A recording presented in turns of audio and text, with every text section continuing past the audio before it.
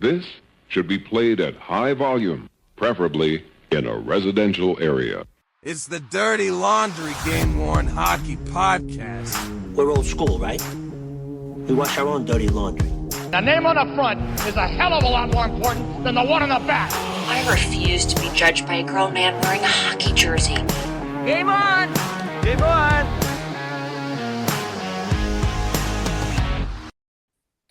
We are back with another episode of the Dirty Laundry Game-Worn Hockey Podcast, episode 86. Paul Rank back with us after enjoying Sharks games, but I don't know if you're enjoying them or not. The race to the bottom. Actually, you're not the bottom, but kind of feels like it. And Wade Hampton, who survived all the storms, both of us did, that rolled through the area yesterday, and hopefully any of our other listeners throughout the Midwest or East did not have any major issues. Now I'm now surviving Midwestern allergy season. Right. As I saw today online, the for our area, the winter and spring are having a custody battle right now. Oh my God. You ain't kidding. The as always, our sponsor, the Drink Your Face Off line of barware and clothing. Reach out to Mitch if you need any of that. The drink this evening, I had to pull this deep from my cabinet. Special one with the Gretzky chase going on, down to 3 goals there. The number 99 Wayne Gretzky Canadian whiskey, the ice cask version. While I am not a fan of drinking this one straight, just something about it. It makes a very good old fashioned. So I do recommend it in that. Some people I've talked to like it straight. That particular one, I do not, but it does still make a good old fashioned. So cheers, everybody. Cheers. Couple things. I'll touch on some auctions here first before we get into a few other topics and things to talk about. Only a few auctions going on, one of which of very significant importance. We'll get to that one in a second.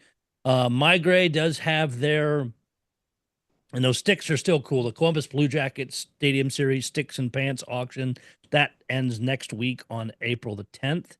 They do have some goal pucks that go to the 24th. They also have some other ones that close tonight that you couldn't buy unless you won them already. Listening to this, that is all Migray currently has going on. The Boston Bruins have a bunch of team-issued Centennial jerseys. Those close in 5 hours. Looks like the highest of those, if I'm seeing it right. Current bid. Pasternak's the highest at 800. Marchant right behind it at 7. McAvoy at 625. So if you want that style, that's the way to pick them up. I mean, as we've talked about with the Fanatics jerseys, buying one, the Pro Authentic, and getting it lettered in most cases pushes it to $650. So depending on who you like, I mean, there's a good amount of players here. You may be able to get a deal. I noticed 2 on there, and I'm trying to see if I can get better pictures, but it's like a side shot, and their ad is on the shoulder. It's on the side part of the shoulder instead of, because you've got the Centennial patch on the front. For Pasternak, you've got the A, so they actually put the ad up on the top of the shoulder, which I actually don't mind. I could maybe see some other teams doing that. What's funny is looking at a couple of them, they actually look lower than up on the shoulder cap. So keep an eye on those if you want. And then the big auction going on, Migray's hyping this as well, is Heritage Auctions has a nice group of jerseys out there. 11 different jerseys going on right now. You've got a 73, 74 Gordie Howe Arrows, a 91, 92 photo matched Gretzky, and Wade photo matched against the Blues. Yeah. The estimated value is $250,000. The current bid is $75,000. I'm in for like 100.5. I got other things I got to deal with. Next to that, you've got a 98-99 Gretzky Game Worn Rangers jersey photo match to 4 games. And of course, everybody's talking about both Gretzky and Ovechkin. That one is currently at $130,000. You got a 2000-2001 Messier captain's jersey photo match to a game. Estimated value is 20,000 or more, and currently at 72.50. Here's a few if you've got some deep pockets, and especially with him only 3 away. A 10-11 Alex, the 10-11 Ovechkin 300th NHL goal game worn jersey, currently at 14,500. You've got a 13-14, the 400th game. So if you really have deep pockets, you can get both the 300th goal and the 400th goal jerseys in the same auction. That's currently at 17,000. Got a Crosby from 2011 Winter Classic. Actually, it's a Winter Classic game worn jersey. That is photo matches currently at 15,000. Any Yager fans out there? 13-14. 700th career goal jersey against the Islanders. Nice double ones. It's only 3,900. Connor McDavid from 16-17. 12,500. Austin Matthews, the St. Pat Styles, currently at 21, and a 24-25. Ovechkin secures 19th consecutive 25 goal season game worn Washington Caps jersey, currently at $6,250. All of those have 16 days to go. So Wade will be writing a big check when this is all, just to pick them all up at once. Yeah, I'm going to use my dirty laundry money. And it's really need to be dirty and laundered because there's no real money there. It's not coming from the show.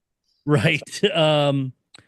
So that's all the auction piece. We do have coming next week, and we'll talk about the teams first. The Frozen Four starting next Thursday. Of course, Paul and Monica are getting in town early to see the semifinal games, which the 4 teams, if you don't know or haven't paid attention, is Denver, Western Michigan, Penn State, which Justin's ecstatic about, and Boston. Those games start on Thursday, April 10th at 4 o'clock Central for the first one, and barring no delays, 7:30 for the second.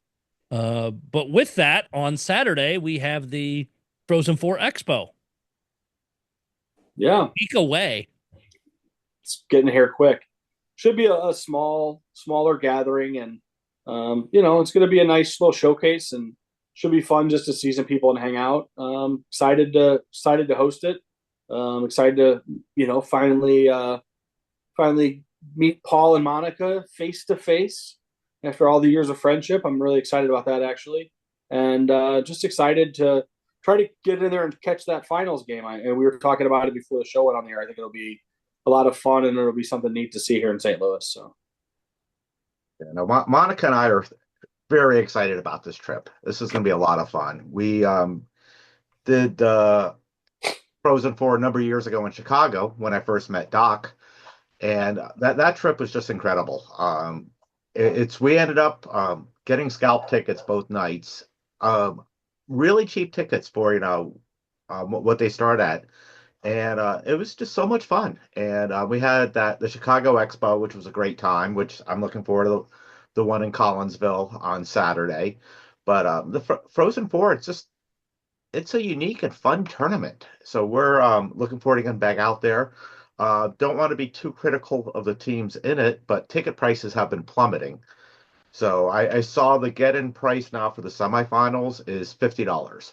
I know those are 300 level tickets, and I believe the finals is a little bit above 100 right now, but those will drop considerably after Tuesday after Thursday when 2 teams go home.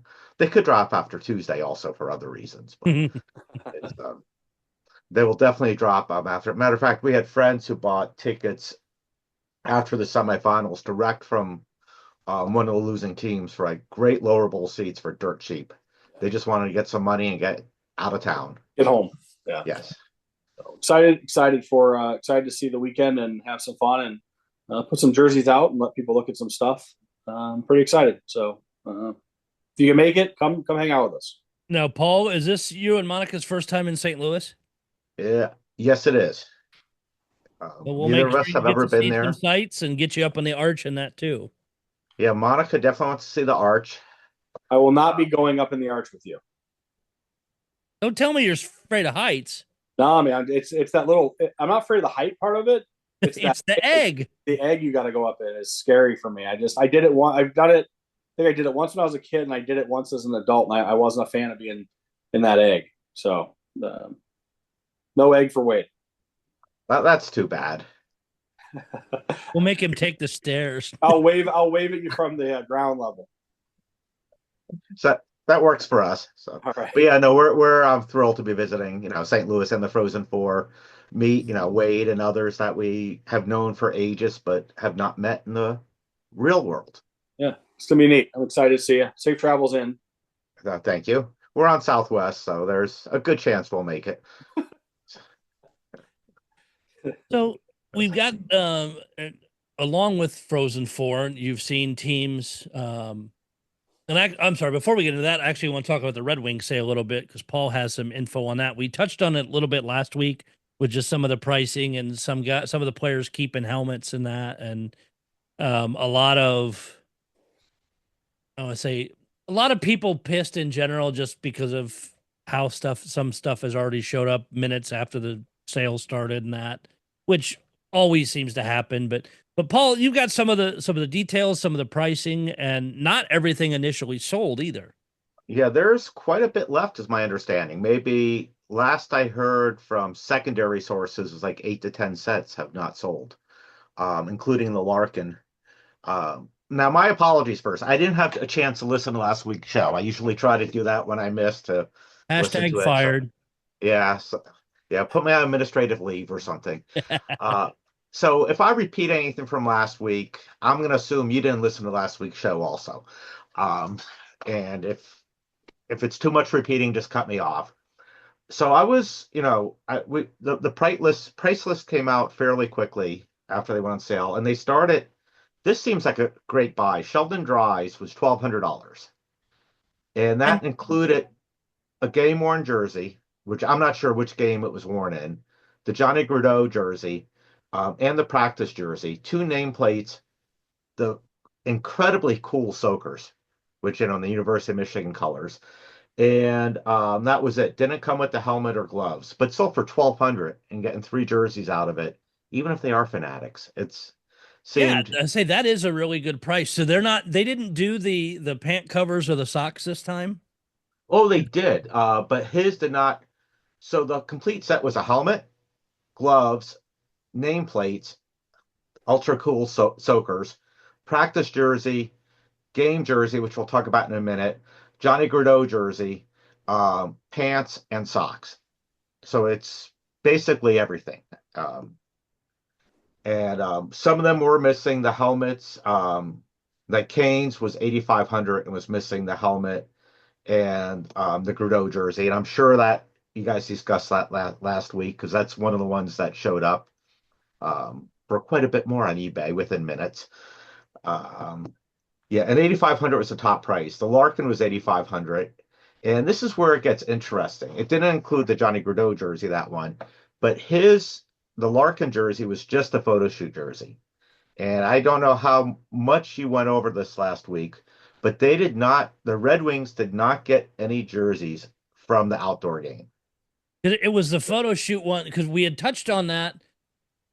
Because Dave from Migrate put up a thing since what was it, Wade? 21, 22, yeah, 21, 22, and gave us the breakdown of who got what. And every year since then, teams have only gotten the photo shoot one. And it stacks right for what happened with the Blues, the Winter Classic. And I'm assuming the Blackhawks, they haven't sold theirs, which is a disgrace. Right. Yeah. Now, I know some people who purchased the first period jerseys on Fanatics say they also photo matched it to the warm-ups. So that was interesting, because in Dave's notes, I thought, Wade, and I'll have to go back and find it again. I swear Dave said that there was a warm-up jersey because we counted a total of 5. Yeah, that is correct. And so I don't know if like the warm-ups were not worn or the warm-ups continued into the first period for some players, or if the photo match is not perfect, because you're matching threads basically. Yes. There's nowhere on these. So the photo shoot jerseys, then my understanding, were then worn in 2 games at Little Caesars. or Yeah. up to two. Yeah, the two games. Obviously, Larkin's his photo shoot jersey was not worn in those two games, even though he played. Um, it sounds like they put the sponsor patch over the Stadium Series patch, and in some So of the photos you they can kind of see recycled that. them into those games. I'm sorry. They recycled those into the games. Yes, the Wow. the photo shoot ones. Pardon my French, but how damn cheap is that franchise? Jesus. Well, It's very thrifty. How's that? I'll be nice. yeah, it's my team. I got to be nice. Just in the here, this is my take on it. Just in the period of time that we live in, and as much as teams are trying to maximize the profitability of these jerseys and put, it's funny to think of franchises. I mean, here, I guess hats off to them for being thrifty, but it's just funny to hear of teams doing something like that, especially, big franchises. And then there's other ones that just pump out as much as they can. So I guess to me, I guess it's one of those things where you're like, oh my God, that's cheap. But in the same sense, I guess that frugalness of the franchise makes their jerseys a little bit more appealing and a little bit harder, still harder to come by. So I guess it's a two-way street to take back my meanness. But if you No, no. if your only way to get, if you missed out on the period 1 game jerseys and your only way to get the outdoor patch or the Winter Classic patch, whatever it is, yeah, it's under the other one, but it's not the same. Yeah, that's what I'm saying. Well, they removed the sponsor patch. So they put it on. So they removed it and then put the other. Wow, that's even crazier. Yeah, but the sponsor patch, my understanding, went right over the Stadium Series one. Really? I know there's a few photos where you can see the priority patch with something peeking out from underneath it. Really? That's fun. Yeah, that's. I'll have to see. I'll have to go into Wings groups and see if I can get some pictures example of that. I did find Dave Meisel's notes. It was on the Columbus Blue Jackets game worn page. People were asking about that. And I'll read this again, and we touched on it last week. Since the NHL changed policies at the beginning of the 22-23 season, here's the standard operating procedure for where jerseys have gone to the best of our understanding. So it may not be 100%, Paul, like you said, with the warm-ups and that.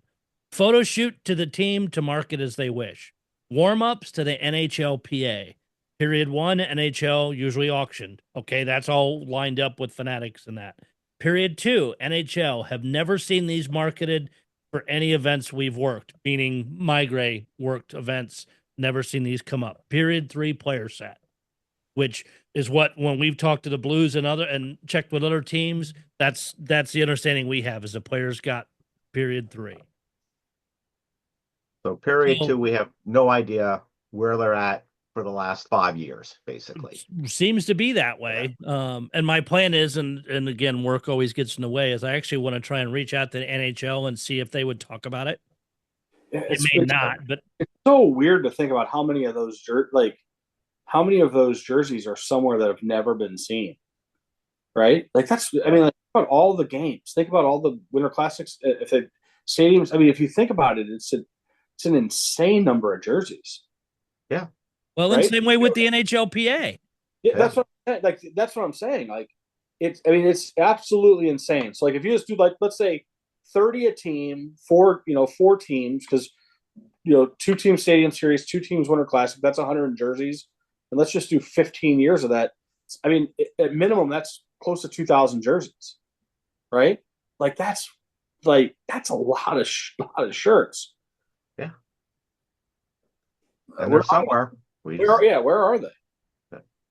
So back into some details on the Wings.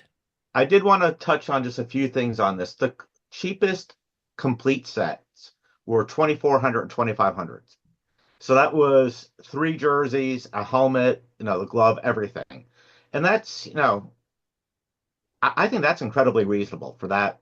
Well, calculate just the 3 jerseys out to buy authentics at those. Yeah, that's a great price. Exactly. So I thought that was fair. Even Larkin at $8,500, that's basically, his jerseys do get pricey, but unfortunately that one's a photo shoot one only. It wasn't even worn at the Little Caesar games. And to answer the question, no, I did not buy a set. I still do not own a Fanatics jersey. It's I was looking forward to waiting to see the pricing on it. I want it like Mott or Comfer. Comfer was 3,600. Well, I want it Larkin really, but not a photo shoot. Fanatics at 85, and Mott was surprisingly 4,500 more than Comfer. So, Wow. yeah, And and it just didn't make sense. And I Mhm. know people who walked away who are big collectors of certain players and decided they didn't want to pay that type of money for what these jerseys were and not being worn in the Stadium Series. Now, So, were fans aware that these were going to be photo shoot previous to the release of these? Because I know the NHL auctions had the first period ones up earlier. Were the Wings fans under the assumption they could be period 2 or period 3, or were they aware that what the Wings were going to end up with? from discussions I had with other Wings collectors, there was a lot of uncertainty going into this. I don't think anyone expected them to be just photo shoot jerseys. And it came out pretty quickly. I mean, because on the list it says photo shoot jersey, and then they explain the game worn what that actually means. It's a photo shoot jersey then worn at Little Caesars in most cases. I'm sure there's some where there's exceptions. So. Sure, and I mean, not to play the bad guy side of this, I'm a little surprised though because the track record was there because you had the Blues. I guess fans have to keep track of other teams or maybe listen to us to know what happened because the Blues had the photo shoot ones. The Blue Jackets had already posted their photo shoot ones on. They were of course on My Gray's auctions, and the set ones or sorry period ones for the Blues when they played and the Hawks were auctioned off on NHL auction as well as the Wings and Columbus. So I would have thought, but again, maybe if teams are only paying attention to Red Wings and not looking around Yeah. to realize that was probably what was going to happen. But do any other teams sell them as complete sets? I was trying to think of that today, and I don't think so. I've never I love that the Red Wings do it. I wish the Blues would. Yeah, I've never seen that before. Yeah, I know the Blue Jackets gear is being auctioned off by My Gray. Yes. From this game, some of it, which is pretty cool. But yeah, and that might have been part of the logic in thinking that maybe they weren't going to be photo shoot jerseys. I mean, hey, we didn't even know if they were going to be individual games or periods from the games at Little Caesars. Which one did you get, Paul? I thought I answered that one already. I had to go back to Paul does not own any Fanatics jerseys. I know. This was my one thing. This is where I thought they were going to get you. Yeah, and honestly, we don't have a Mott Red Wings jersey, and that's the focus of our collection. Former Wolverines, and this is his first year there, and we're not going to have a Mott Red Wings jersey. So yeah, no, I'm pretty damn stubborn on this Fanatics position. I know you are. When you do, whatever day I find out you buy it, we will actually do a breaking news episode and have to record one from that day. I want there to be I don't want him to say anything. I just want him on behind him just to hang it up back there. Yes. Don't say a word. Just right behind you all of a sudden, we're sitting here and see if we notice that there's suddenly a Fanatics jersey in your house. Well, there has been Fanatics jerseys in the house that belongs to you. Yes, yeah. They're either I've purchased stuff from the Sharks for others, or others have purchased jerseys that pass from my house on the way to their house. When you let's be all right. We're on the topic and we've got time. Do you examine them at all? Do you have you put any effort into seeing if maybe you could give them a shot? I mean, has that happened at all? No. I have looked at them at the Shark stand. Yeah. And gone through them there, and they're good quality jerseys. I at least for, at least until you get them home, and who knows what happens then. But, my issue with Fanatics isn't, well, some of it is the quality issues and stuff from other past stuff, but it all goes back to that World Cup of Hockey, and that was one of the worst run sales I've ever seen. Even worse than what Michigan did with the outdoor jerseys for the game against Notre Dame. And that's a whole nother story for another time. So, and not to pile on to this subject, because again, I will say, and I think I have 4 or 5 of the Fanatics ones now, with different levels of wear and stuff. I am impressed, and I've talked to some other people that have got them now and like how heavy they feel and other things, and I will say I'm impressed with that. However, this was a thing when we were talking off the air of things to talk about. I had initially forgotten my head and then mentioned Fanatics. It popped back in. I saw this posted a couple days ago by Thomas in the Minnesota Wild Game Worn group. He got his Jonas Broden Finland, or not Finland, was the other European team in the Sweden. Yes, thank you. Got his Sweden practice jersey in the mail, and it hadn't been laundered. Smelled delicious. I'll read his post. I got my Jonas Broden practice jersey in the mail today. Oh my God, Fanatics needs to learn how to wash jerseys before sealing them in bags, storing them, and selling them. So that, I mean, I don't know if you can blame Fanatics for that, though, can you? oh, I can. I mean, the equipment. I mean, so like Fanatics isn't going to wash them once they get them, right? I mean, like that would be when they get them from the team. You would assume they'd been washed. I mean, it's kind of. I guess, are they there like My Gray is at the Winter Classic or the outdoor game? Sure, to pick up, but they don't handle like the laundry. Well, someone. Like Dave, I mean, here Dave might be able to answer. So it's not like Barry or Dave are like in the laundry room pulling the jerseys out and folding them and putting them in bags, right? That you know what? I'll reach out to Dave tomorrow and ask. Yeah, I mean that's what I'm saying. I mean, so it's almost like, remember the ones that got the Blues first Winter Classic? Yes, that got wet and got all the mold on the felt numbers. So I mean that was the equipment staff or whoever grabbing them, throwing them in bags, and then shipping them to Florida. Like that's on the NHL and Fanatics, not necessarily the team. I guess it just depends on if the Fanatics or Migrate or whatever request that they're washed before they take them.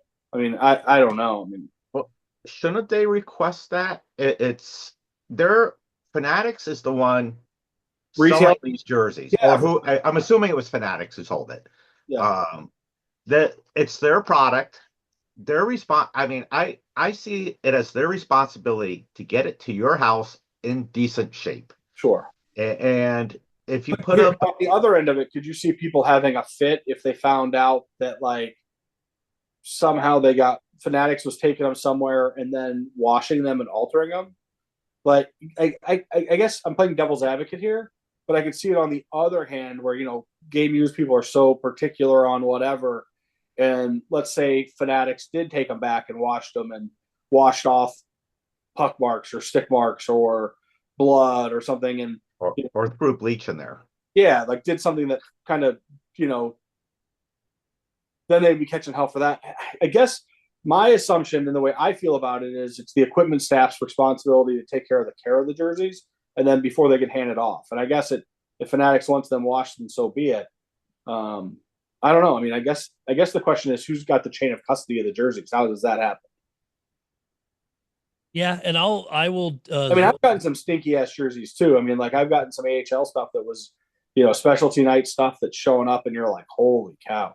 Like this guy stinks. Just ask Mitch and Danielle about driving back from a San Francisco Bulls game with a stinky jerseys. Yeah, I mean, like Good. I've actually washed quite a few of those gently when I've come to the house because I'm like, man, there is no way I'm letting that linger in my house for any period of time. What I have found works is I hang them up in the garage for a couple of weeks. Yeah. So what I do is, I put like just a couple drops of detergent in, and I do it on like the rinse and the spin and rinse cycle or whatever. Okay. Depending on what it is, like I've gotten jerseys from collectors or that I've gotten acquired from collections that smelled like smoke or had stains on them that weren't game used stains that you could tell were like filth, if that makes any sense. And those I wash on delicate, same thing with just a couple drops of detergent. And I never dry them. I hang dry all of them, like you said, to let them air out. Right. So it really depends on the jersey. It depends on I guess for me, it depends on what the jersey is and what I'm trying to do. Thank God it's never been like an expensive vintage jersey or like a Doreen or anything. I mean, these are all modern jerseys that are, or I've heard this somebody else said, they're designed to be washed, right? So I can't really hurt it washing it, if that makes any sense. It does. It makes a lot of sense. And, I guess this is more relevant when we're talking like football or something, where you actually do get jerseys with mud stains on them, or soccer. And you want to, those are like designed to stay dirty. You want the grass. Baseball jerseys the same way. You want them to stay that way. But with hockey jerseys, if it's just an odor. I mean, here I spend a lot of time around football. Man, there's some stinky ass football jerseys out there. I can tell you that much. Just because some guys don't nowadays. I think it's probably, unless the guy's just generally a stinky person, it's generally probably less of a factor because the equipment staffs do such a good job now of aerating pads and doing that stuff. But I can tell you that during my playing career, I played with some stinky ass dudes who didn't do a very good job of keeping their stuff very clean. And I wouldn't want to keep any of their shit floating around for sure. I had seen that was on my list and I forgot. Line. Good job, fellas. I love y'all.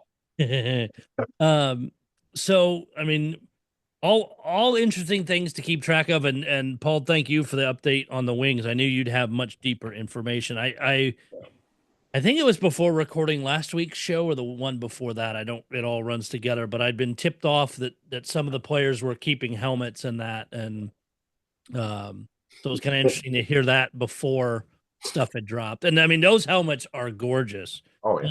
Both them and the Blue Jackets setups were, I think, some of the best we've seen. Absolutely. I think it's cool that some of the players are just like, when you hear about players keeping stuff because they're going, oh man, this is actually really cool, I want to keep it, like rather than it just being like, oh, it's just equipment.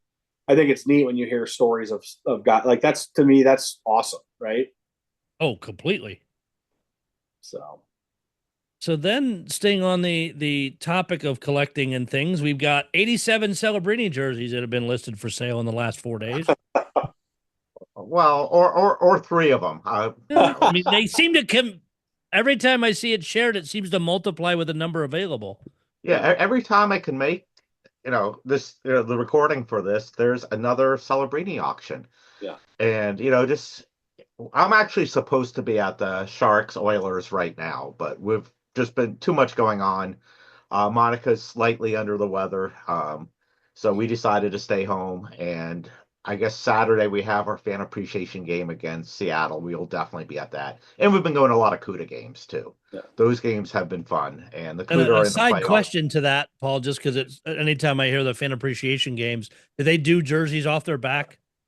Yes, they do. Okay. The Sharks do. The Barracuda, my understanding this year, the Barracuda are going to be doing a jersey off their back. I'm going to be in St. Louis, and it's actually a specially designed jersey just for that game. Oh, wow. That's cool. I've talked to people within the CUDA. It sounds like it's going to be a really cool idea, and I hope it comes off as well as they're planning. And I wish we were there, but I'd much rather be at Expo in St. Louis. So there you go. Frozen 4. So, yeah, she mentioned a couple more Celebrinis came on the market. There were 2 teals and 2 whites. I'm sorry, 2 teals and 1 white jersey, and they all went for just a hair under $10K. Oh my God! Damn. Yeah, it's and that's before California sales tax of 9.375%. So it's so you're looking at $11K a jersey, basically retail with tax.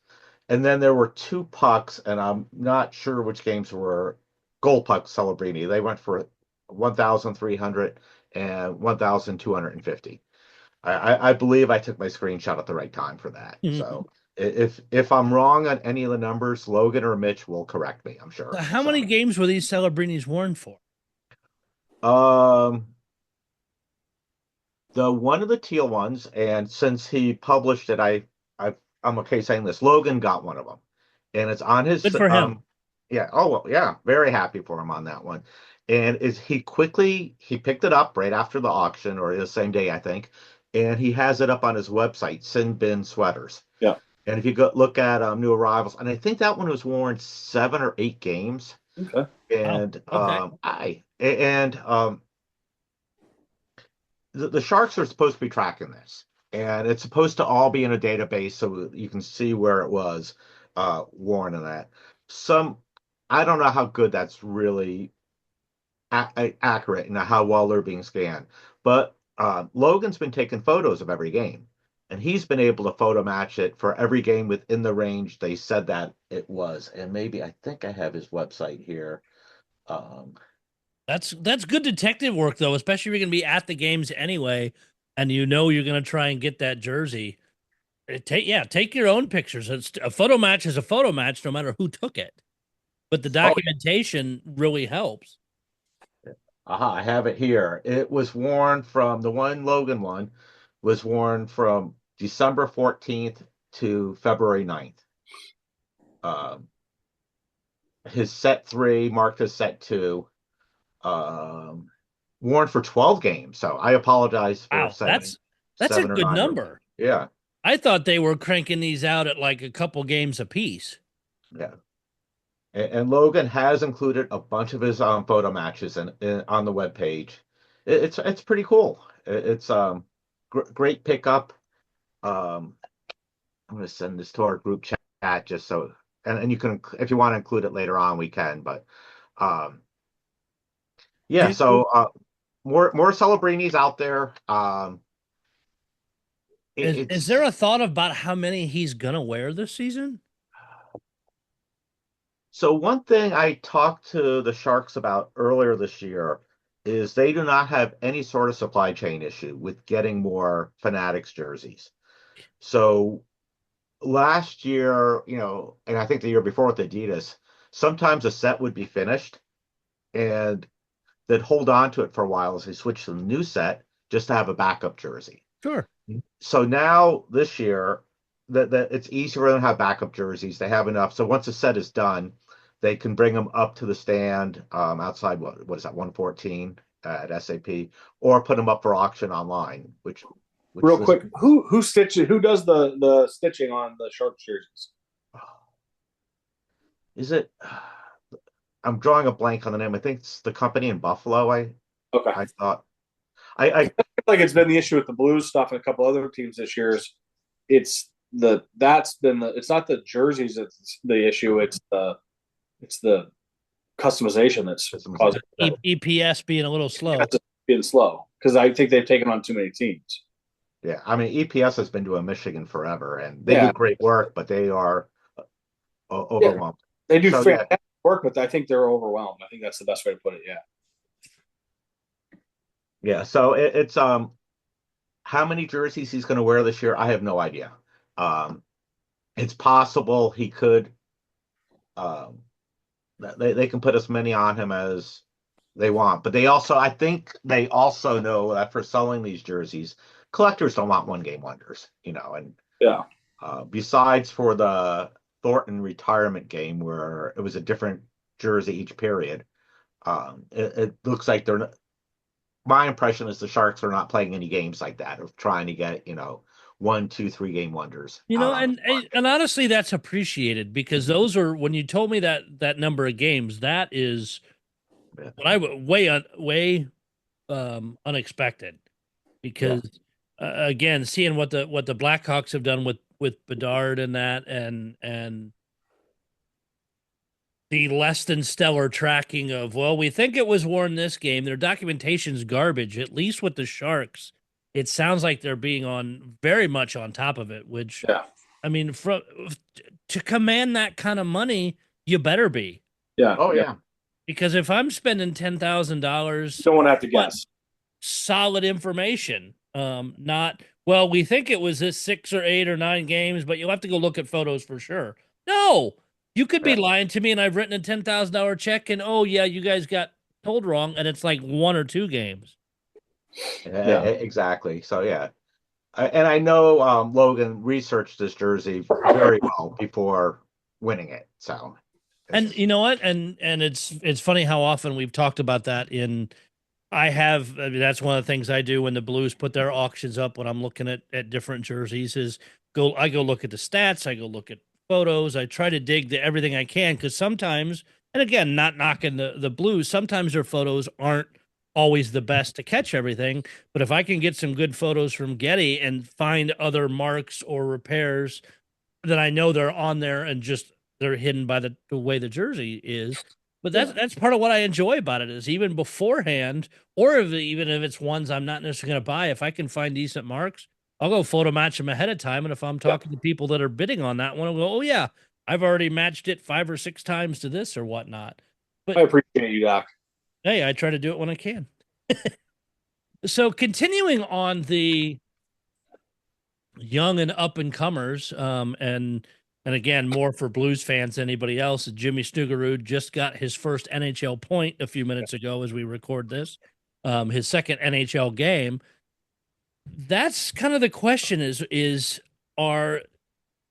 mean, he's supposed to be one of the super hot up and coming guys for St. Louis, and an auction that closed just a few minutes ago. His jersey, and I will say an autographed Adidas jersey, not worn, not camp worn, nice professional lettering on it though. I mean, very looks nice. $4,275. Yeah.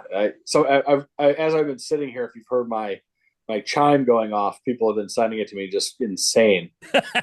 what was it? A charity auction? It's for Blues for Kids. I mean, so here's the thing. I mean, you look at 2 parts of that. One, it's Blues for Kids, so there is a charity aspect of it. But that is a fan buy, not a collector buy. I mean, at the end of the day, like here, and I'll say it, and I'm going to be the guy. I'll throw it out there. At the end of the day, that like at best, it's a $400 jersey, $500 jersey, right? Like, it's not even going to be one that he ever wore in the NHL because he's never going to wear an Adidas jersey. So once he does a signing and somebody gets 50 of those done, it's a $400 jersey, right? An authentic jersey is $400 or $500 signed. It is what it is. So whoever bought that is probably more of a fan and deep pockets person than they are a collector, because that has no real intrinsic collector value. Is that a fair way to say it? Yes. I mean, and the same thing happened with Dvorsky. They did one a couple of days ago for Dvorsky. And Doc, you'll probably be able to look it up more than I would. I want to say that went in the 2,500 range, was it? I believe so, but yeah, give me a minute. And that was the same type of thing, because when that jersey first came out, people were speculating, including myself, whether or not it was like a camp jersey or a Traverse City jersey or a rookie, but same thing as the Snuggerud. I mean, it's like these Celebrini jerseys. I mean, like, what happens to those 10? I mean, obviously it's a rookie jersey. It's whatever. I mean, the guy ends up being great. But, I'll throw it back to you on this, Paul. In 3 years, what's a Celebrini jersey going to sell for when it's just, he's just a star player jersey? Well, the question there is how much of a star player? Sure. Yeah, exactly. I mean, here, and I'm going to throw this out there, and I said it before we came on the show. Is Jimmy Snuggerud or Davor Dvorsky, are they going to be Ty Ratty and Robbie Fabry? I mean, the rest of the listeners are going, who the hell are those 2 people? Because they came up really hot and big and then went nowhere. Went nowhere. And yeah, I mean, Robbie Fabry's ended up making an NHL career. I mean, Ty Ratty, I probably is selling insurance somewhere. I hope you're doing well, Ty. But in the same sense, I mean, think about our last crop of superstar up-and-comers, think about Robert Thomas and, Jordan Kyrou. I mean, what can you get one of their jerseys for now? I think I think the comparables on this are wrong. For Celebrini, you're probably looking at more like Bedard, Draisaitl, McKinnon. That level of player. What's a Draisaitl jersey? 6 to 12K.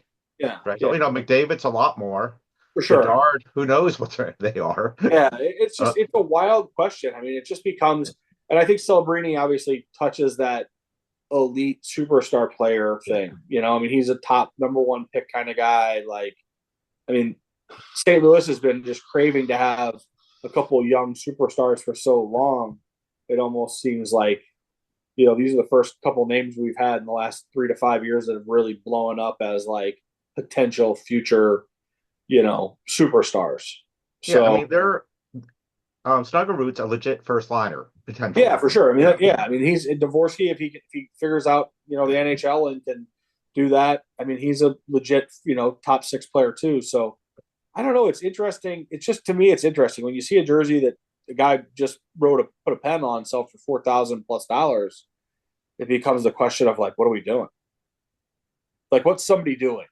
Like at some point when the bidder on that or the winner of that goes to sell it, I mean, that's just crazy to me. I couldn't take that loss.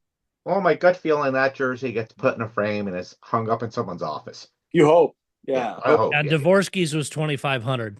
That's what I thought. So, I mean, I think like you said, Paul, I think Celebrini is obviously teeter-tottering on that elite prospect, could be an absolute elite player. So, interesting to see where this all falls and how it works out.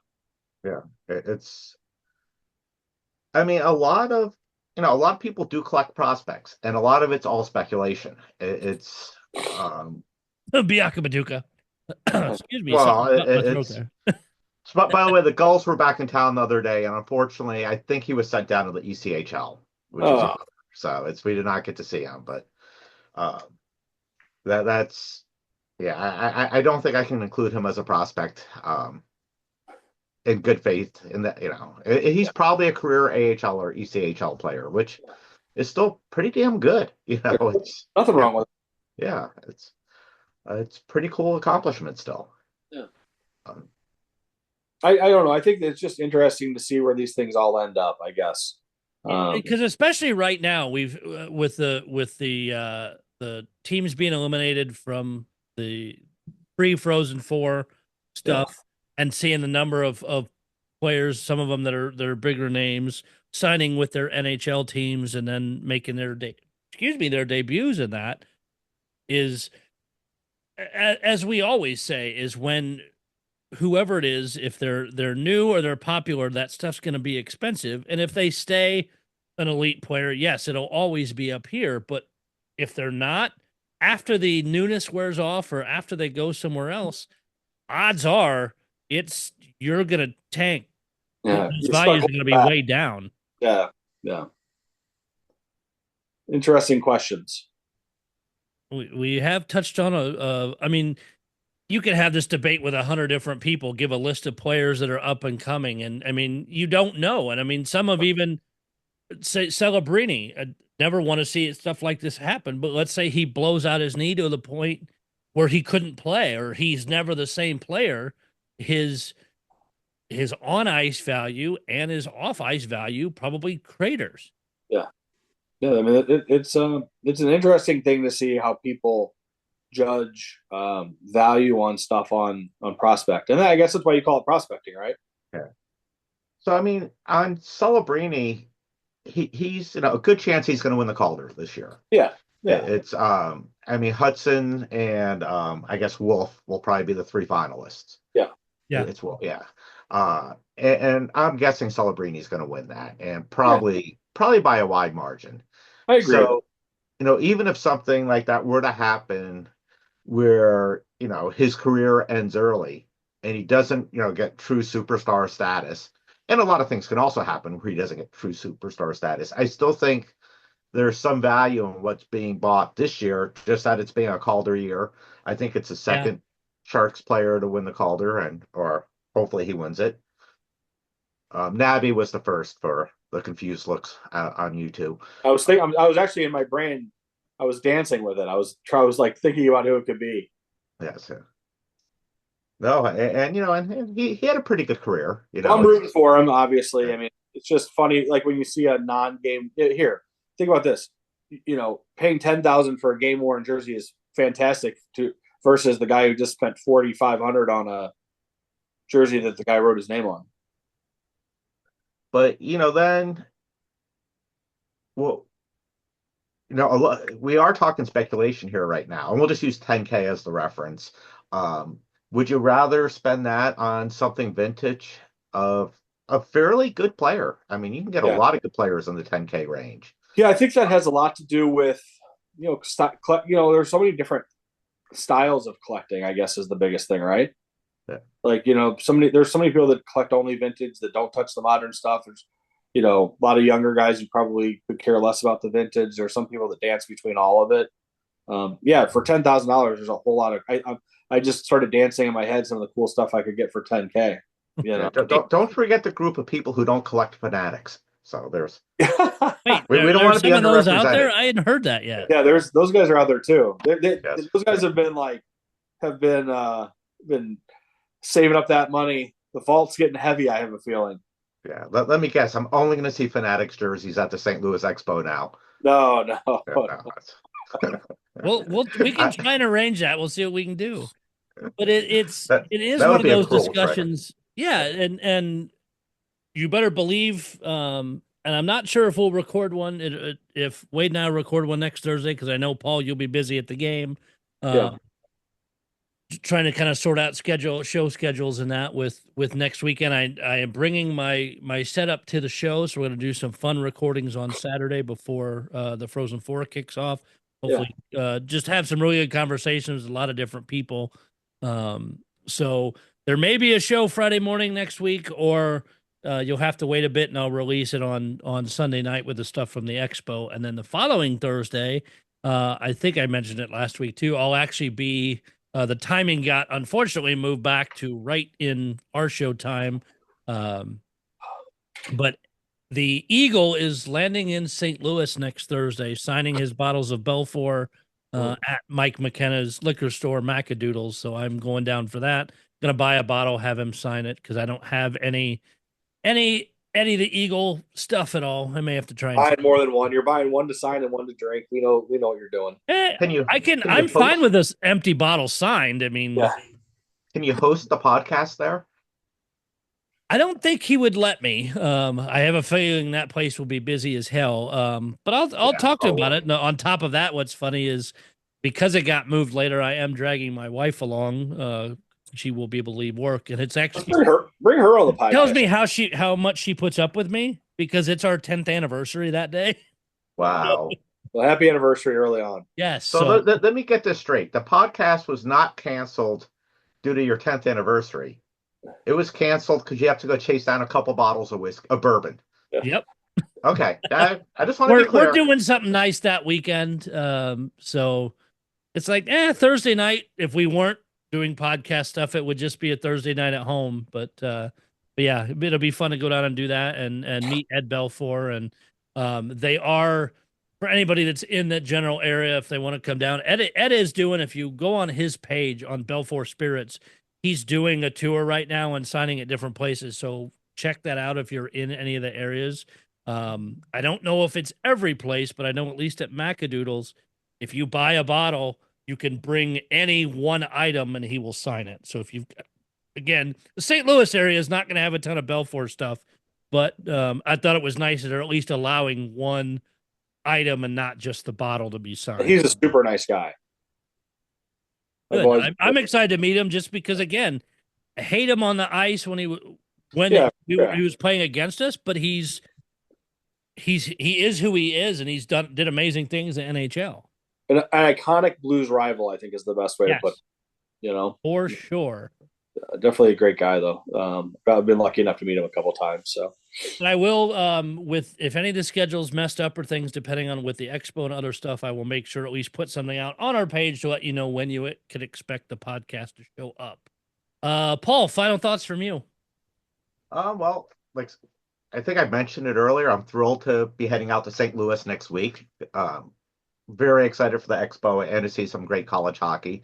Bummed Michigan's not there, but keeps up my streak of Frozen Fours I go to without Michigan. Other thing I wanted to mention was a week or so ago we had a great visit from Justin and Tara, who's frequently on this podcast, and that was just wonderful. And it was the first time we met him in the real world, and he got to meet a lot of the collectors around here, and it was just a great time. That's awesome. The pictures with him and Mitch looked fantastic. Yes, Mitch was into a few Coors Lights by that time, I think. So. Imagine that. But that's part of the fun thing of this hobby. It's not just, collecting the dirty sweaters and stuff. It's also, the friendships you make and meeting these people in the real world. And it was a blast. And can't say anything. It was wonderful meeting him and Tara, and we had a great time. So. We were hoping with Penn State winning and coming that he would be able to get down to St. Louis, but I do understand with his schedule he can't get away from work because it was such an unexpected thing for them to win. Yeah. Totally get it. So we will miss him down there. But if you're debating about coming down, I don't want to get a table or I don't want to pack jerseys, just drive or fly down and come hang out. go up. Yeah. I mean, absolutely. Wade has put together a great hotel there, which is shockingly cheap. We were going to stay downtown St. Louis for 2 of the nights, but we decided, no, we'll just stay in Collinsville 4 nights when I heard the rate there. Yeah. And, we'll Uber in for the games. You'll see how short a distance that really is once you're at the hotel. I mean, you can literally see the arch from Collinsville. So that's Monica wants a room with an arch view, so it's Collinsville will work. It's and if she gets the arch view, she also gets the pot shop view. So they're all in a line together. Yeah, absolutely. The pot shop. Right next to the hotel, there's a nice pot shop. Oh, gotcha. Okay. You see, I've never been to Collinsville either, so you get to visit both Illinois and Missouri. It's even better. Oh, lucky us. That's great.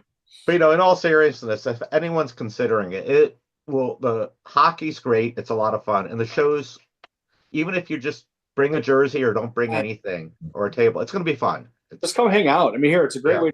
And I tell people that all the time. Like, if you're not planning on setting up, you're not planning on doing anything crazy, just come hang out. You might see some cool stuff.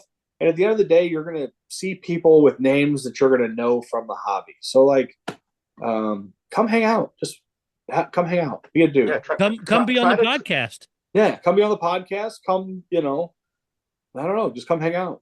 Try to trick me into trading for very fun. So it should be a really good time. It will be. And just have to say, try to trick me into trading for a Fanatics jersey. Yeah. Yeah. I'm going to take Fanatics logos off of jerseys and just give you one. See, we can figure out. Wade, final thoughts from you? No, nothing. I mean, good.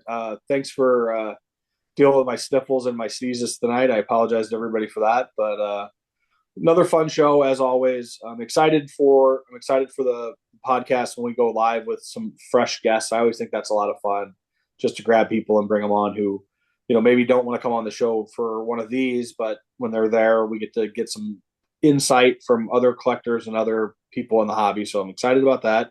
I do want to give a quick shout out to Jasper, who, if you guys have noticed over the last couple of weeks, is maturing into not jumping onto the screen while I'm taping the podcast. So that's been a big transition for me, and it's made it a lot more comfortable to be on the show.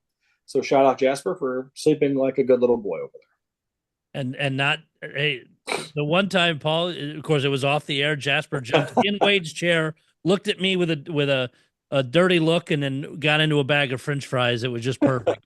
So the best stuff. Sometimes I wish that stuff we were recording at the time just to catch that. Oh yeah, he's fun, and everything's good. So I did, again, it's been now a little bit, but so many people reached out to me from the hobby about my other dog Luna passing, and I again can't just tell you guys how much that really meant to me. Some guys always kid around because I talk about the friendships in the hobby and the relationships we build, but it's really a true thing. It really is. It's something that I feel very fortunate that I have built a friendship of people in this hobby, and fortunate to have you guys. So thank you, everybody. Here. I can't say anything better than that. I hope to see you guys next weekend at the Expo. Yeah, come down. We're gonna do a lot of different, and it won't always be long podcasts or discussions. It'll be somebody comes up, we may just record a 5 or 6 minute thing and we'll put it all together. I do plan on bringing the camera down again like I did last time. So it won't just be audio. There will be video there. I thought that while the angle wasn't the best, be able to people to see who we were interviewing over a whole bunch of just random audio, I thought was good. So we're going to have that.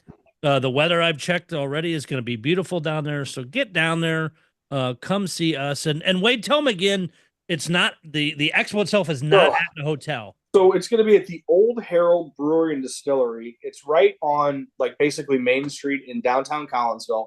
The Old Herald is basically the old newspaper building. They've converted it into a really neat brewery and distillery. There's actually a baseball card shop right in the front called Rippin' Rookies. They're going to have their doors open and be there available for the show as well. So they're excited about it. We are actually, so if you came to the front of the building, there's a bar area with a big TV setup that they're going to have open for us to hang out. And then there's also going to be the back, I guess you'd call it like a banquet room is going to be where the show is. So it'll be, if you come to the front, they'll be able to guide you back there. If you come, there's a side door that will take you in as well. But yeah, just come hang out. Like I said, I keep telling people like, this is very much like a showcase, very casual. It's not the same as the 2-day one because it's a 1-day quick in and out. I really kind of think this is more of like a meet and greet. And you're going to still see some cool stuff. It's going to be a little bit smaller than normal, but it's going to be a fun hangout event just to get to know some people and, share the hobby. And as my tagline for my Game News Expo is to get closer to the game. And that's what we all try to do. Any closer, you'll be on Wade's lap. That costs extra. Yes. Well, thank you guys all again for the continued support, the likes and the follows we're getting across all the different things. If you're on Spotify, Apple Podcasts, rate it 5 stars. If there's a comment thing for rating, please leave that. I want to start seeing us climb up the charts on some of these. I got some ideas as the season ends. I'm going to try and get some big people on the show across the NHL and others. I have some poll I'm trying to get sorted out. So please, and if you want to come on, you have ideas for topics, please reach out to one of us. We would definitely like to have you on or cover those things. With the Expo, like I said, I'll let you know on the schedule, and we'll see you guys very soon, at least with a fun time of the Expo, and hopefully see you in person. Till then, we'll see you next time.